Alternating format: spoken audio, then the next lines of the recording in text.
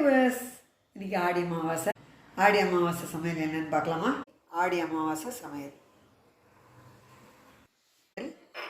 மாம்பழம் போட்டு பருப்பு பாயசம், பரங்கிக்காய், கேப்சிகம், கேரட் எல்லாம் போட்டு அரைச்சி விட்ட சாம்பார், மிக்சட் வெஜிடபிள் கூட்டு, வாழைக்காய் பொடி போட்ட கறி, ஃப்ரூட்ஸ் பச்சடி, சௌச்சௌ தயிர் பச்சடி, சாதம், பருப்பு, நெய்,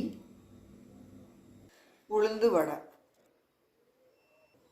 சௌச்சௌ தயிர் பச்சடி, அதுக்கு பாதி சௌச்சவை மேல் தோலெல்லாம் எடுத்திருக்கேன். இதை கால்குலேட்டரில் துருவி எடுத்துக்கலாம். இந்த மாதிரி துருவி எடுத்திருக்கேன்.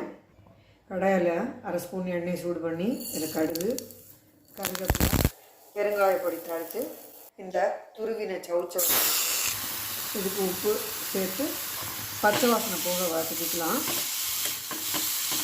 மிக்சியில் ஒரு டேபிள் ஸ்பூன் தேங்காய், ஒரு பச்சை மிளகா, கொஞ்சமாக தயிர் விட்டு கொஞ்சம் பச்சை கொத்தமல்லி சேர்த்து பேஸ்ட்டாக அரைச்சி இந்த சௌச்சௌ நல்லா இந்த மாதிரி வதங்கியாச்சு.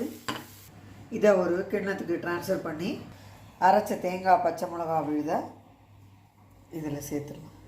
மேலாக ஒரு கரண்டி தயிர் விட்டாச்சு. இப்போ நம்ம சௌச்சௌ தயிர் பச்சடி இதில் சேர்த்துடலாம்.